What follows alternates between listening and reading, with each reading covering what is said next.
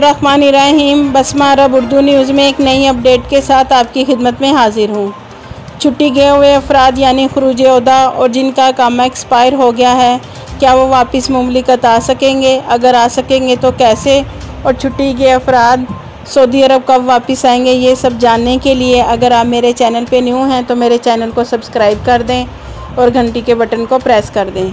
Saudi अरब में वजारत सेहत की हदायत के मुताबिक कोरोना वायरस से महफूज रहते हुए मुकर्रर ज़वाबित के तहत मामूलात ज़िंदगी बहाल हो चुकी हैं और अंदरूने मुल्क फ़ज़ाई और ज़मीनी सफ़र पर भी पाबंदी उठा ली गई है। अंदरूने मुल्क फ़ज़ाई सफ़र पर पाबंदी तो ख़त्म हो गई है, ताहम अभी तक बैरून मुल्क फ़ज़ाई सर्विस बहाल नहीं की गई।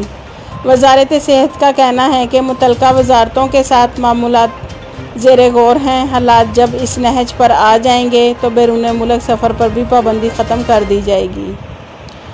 बहुत से गैर मुल्की जो मुमलिकत से बाहर हैं, उनका यही सवाल है कि क्या ये ख़बर सच है कि अब वही अफराद सऊदी अरब वापस जा सकेंगे जिनका इकामा और वीज़ा वैलिड होगा, और वो भी तब वापस जाएंगे जब कोरोना मुकम्मल तौर पर ख़त्म हो जाएगा।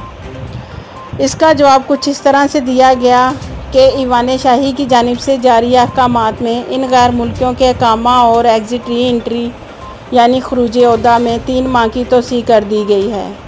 जो कोरोना वायरस की वजह से आयद होने वाली पाबंदियों के बाइस मुमलिकत नहीं आ सकते।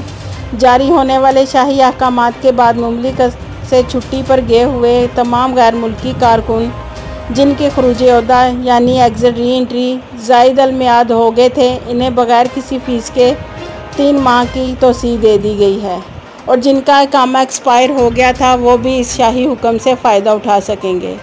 जहाँ तक वापसी के हवाले से सवाल है तो इस बारे में हतमी तौर पर कुछ कहना कबल अज़ वक्त होगा, क्योंकि कोरोना वायरस की वजह से गुज़िश्ता 3 माह तक सऊदी अरब ही नहीं दुनिया भर में कर्फ्यू और लॉकडाउन का सिलसिला रहा, जिसकी वजह से आलमी सतह पर सफरी पाबंदियाँ आयद की गई हैं।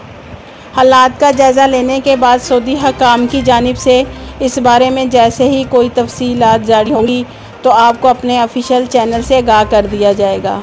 अल्लाह ताला तमाम मुसलमानों को दुनिया आखिरत की खुशियाँ नसीब करे और इस वबा का जल्द से जल्द ख़ात्मा करे।